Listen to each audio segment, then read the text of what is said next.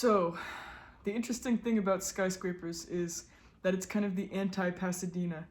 It is the yin to the yang of Pasadena, or vice versa, whatever. I started writing the piano riff a year before I actually went to college, so this song was a long time in the making. Once I was in college, I got an assignment from my teacher, Phil Swan, who is still one of my favorite teachers, to write a song, I guess, for the class. I think it was just like you have to, I don't remember what the exact assignment was, but I decided to take that riff that I had written before and start making it into a full song. So I wrote this song called Skyscrapers, and it was about how I didn't even really move to Pasadena, to tell you the truth. I mean, I could tell you I did to make the story make more sense, but I started going there more often, and that was just stressful to me because it was just a new environment. It was a new place with new people, and I wasn't really used to big cities and that college vibe. I was very, very, like, I felt uncomfortable for the first few weeks or months until I started making friends, and then the Pasadena song started happening. But this is the dark side of that feeling of moving to a new place where, yeah, I just felt like a fish out of water. You know, the city never felt like my own. I feel like that's a good, like, intro to the song because it's basically what the whole thing is about. Like a stray that hunts the meaning of home, I guess. I was just thinking of like a stray animal or a stray cat that's like, you know, wants to be in a home as opposed to out on the city streets. And, you know, when I was there, I didn't have a home to go to, you know, near me. I had to take the train for an hour to get back to where I actually lived. And actually, when I went in to do the lyrics, I was very inspired by this song called Why Should I Worry by Billy Joel, which is not even by Billy Joel. And that's something I learned after I finished the song, but I thought it was totally written by Billy Joel because it's about, you know, New York and New York state of mind and all that, but it was in the movie Oliver and Company, and it's just Dodger singing about, you know, how cool it is to be in the city and like, man, you got to get into this rhythm, and I was really inspired by that. Like, I love thinking of concepts as like a dance or something musical, like the date, like in Shaken, I was like, you know, the dating game, it's kind of like a dance. Like you gotta get into the rhythm of it and find a partner and all that. And I thought I could use a similar metaphor for this, for New City, like the way that Dodger's like the rhythm of the city, and once you get it down, you're gonna wear the crown. So I was like, yeah, I want to write lyrics like that. And of course, that song is more like pro city, like, yeah, I'm in the city, and then my song is more like, yeah, I'm in the city. So, I don't know.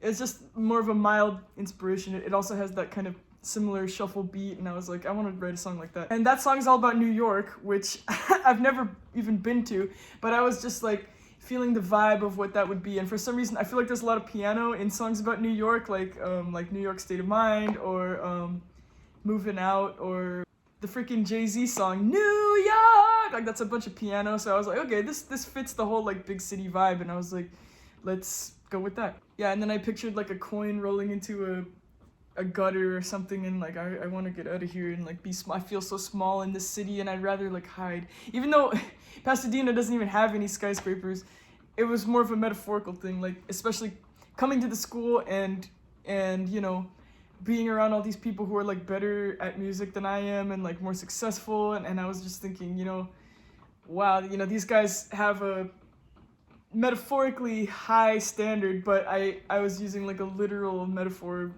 You know, skyscrapers are really tall, and it's like, I feel so small and like insignificant when I'm around these people, and how do I be that high? You know, that's what the chorus is about. So what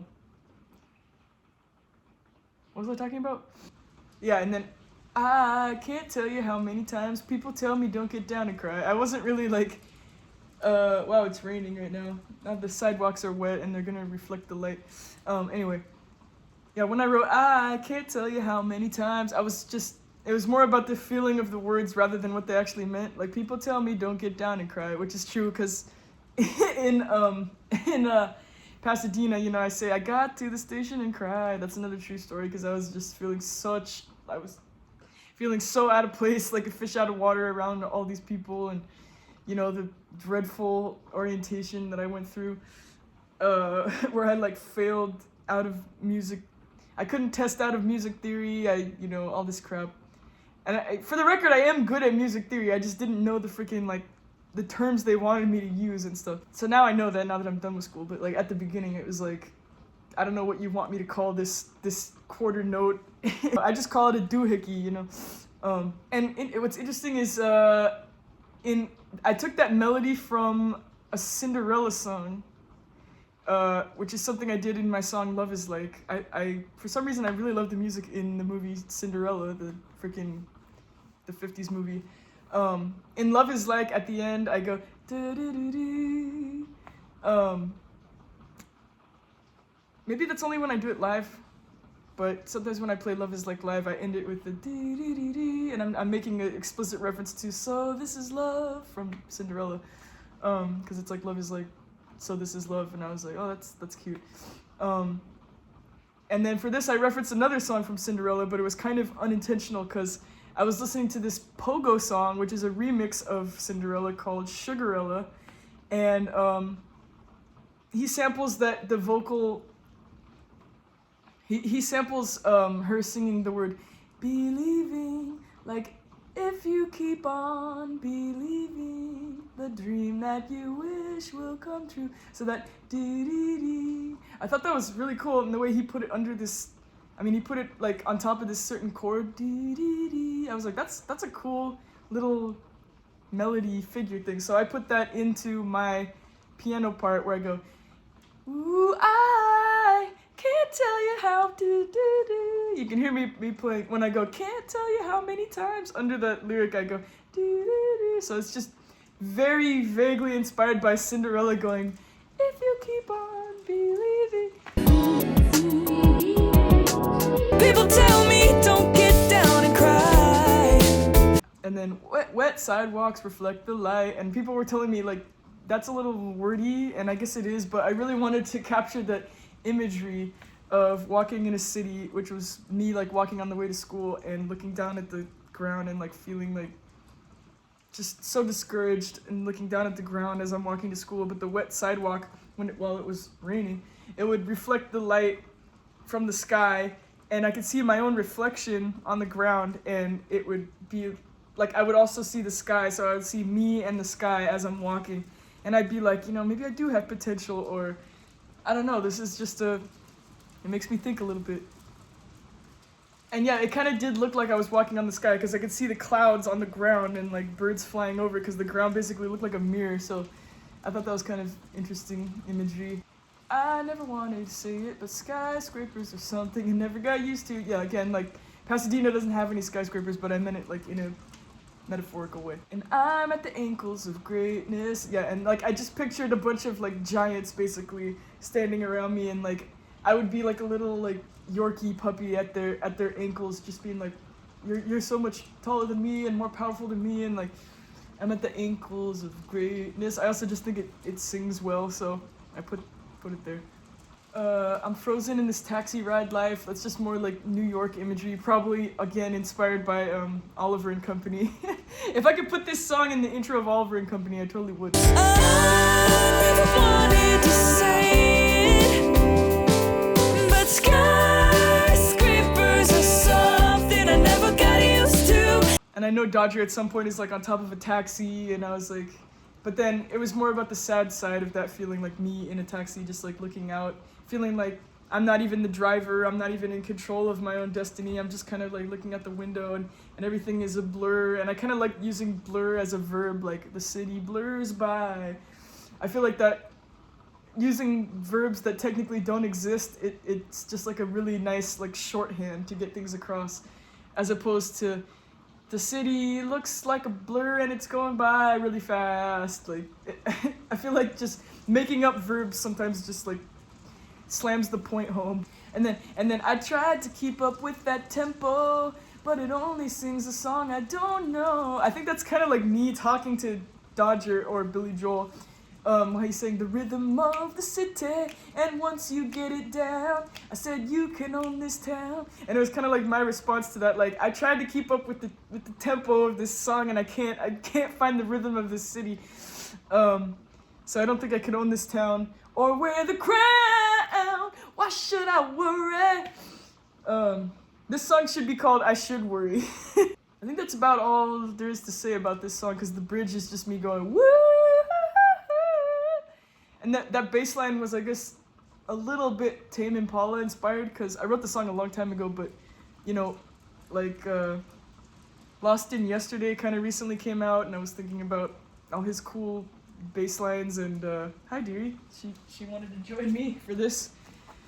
I'm back to my YouTuber apology video. I'm sorry that Skyscrapers was such a bad song, and it's really all your fault that you hate it so much, you know. No, I think it's a good song. Yeah, I was thinking about like the less I know the better and stuff like that, and I'm really inspired by his bass line, so I wanted to do something kind of funky like that in that vein in the bridge. That bass line in the intro, or in the re-intro, in the verse, was kind of inspired by, maybe subconsciously, this Chibi Robo song, which I've been trying to learn on bass. It's called Midday Majesty, and I used to play Chibi Robo on the GameCube all the time, and there's this incredible song, just during the day, it would be like this fucking crazy bass line going off while you're just this little robot, like using a toothbrush to clean up the stains on the floor, and this bass would be going like, and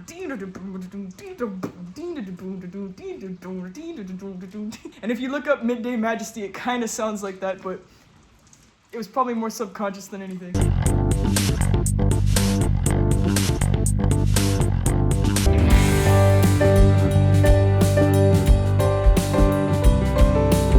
Yeah, and then we had Ricky Z.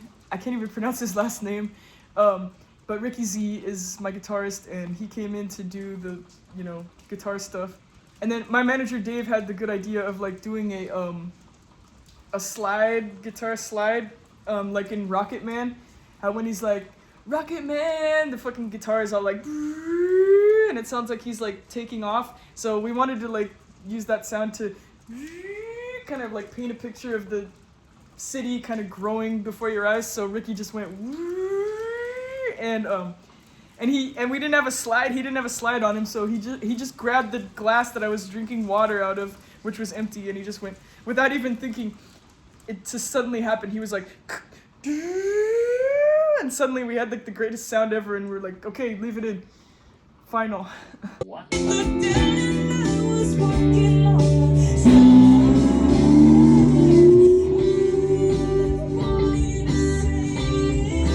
another one. Yeah. Do it again. Do it again.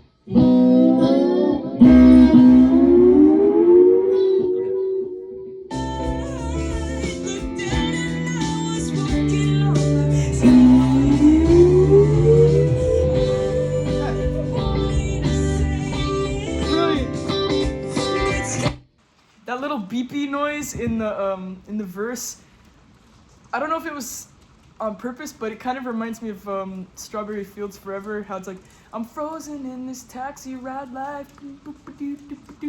There's this little like synth noise, and it kind of reminds me of, I wanted to create that like kind of weird ambience of Strawberry Fields, how when he's like, 'cause I'm going to Strawberry Fields. There's almost like Morse code in the background, how it's like, and I thought that was cool. So honestly, this song's kind of old, so I don't even remember if that was what directly inspired it, but my parents really love this song, and they were pushing me to put this out because it's my favorite of, it's their favorite of my songs. So they were like, Summer, you gotta make your next single be Skyscrapers. So I was like, all right, you know, I love the song too. So it's weird. I don't think I was really into the song when I started it. I was just like, yeah, this song's, you know, whatever, I'll just, you know, write it. I'll just write it for school or whatever. And it's kind of funny because I'm telling people, you know, it's inspired by when I moved to Los Angeles. That's like the elevator pitch of the song, without having to explain that it's just a metaphor. So I tell people that it's about Los Angeles, but it's actually inspired by New York. And I've never been to New York. Also, the song is actually about Pasadena. So it's a little confusing. But, you know, I love the song and I'm proud of it. So it was funny. My friend Bilal and I were watching the Super Bowl back when I wrote the song. I think this was 2017 Super Bowl. And there was this Dwayne Johnson movie trailer. I wrote this song a while ago. This was, 2017. And there was this Dwayne Johnson movie trailer where he's like running around and like flying off buildings, and Bilal and I were like, what is this? And we just kept watching it, and stuff is exploding, and Dwayne Johnson's flying around, and then finally it's all, and then on the screen it says skyscraper. And at that exact moment, Bilal and I looked at each other. At the exact same time, we went, skyscrapers are something I never got used to. We started like crying, laughing. So that's a good memory from that song. What I like about the verse too is like I've tried deliberately to make it sound like it's not in a particular key center, because the chord I'm using over and over is G, G, G, G, G, and then a little bit of C, and then G, G, G. But the melody I'm singing is like really feels at home in C, so it's kind of confusing to the ear, and I like that feeling because it like creates this tension. It's like, okay, what are we building up to? And then the pre-chorus sounds like it's in G. The melody sounds like it's in G, and then I kind of borrowed a chord from C. And then like I'm playing note B, and I really liked what I came up with for some of these chords, where it's just like it sounds a little ambiguous as to the key. And Ricky was like trying to play some like straight up like melodies that were definitely in C or like definitely in G, and I was like, no, let's keep it a mystery to keep that like tension building, and then in the chorus we can finally be like, we're in G now. So I think that's about all I wanted to say for the song. I mean, there's not really much else to say.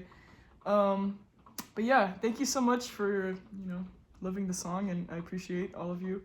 Yeah, go listen to it again with your newfound knowledge and tell me what you think. All right, see you next time. And remember, you're making the world a better place just by being yourself. Never forget that. Peace.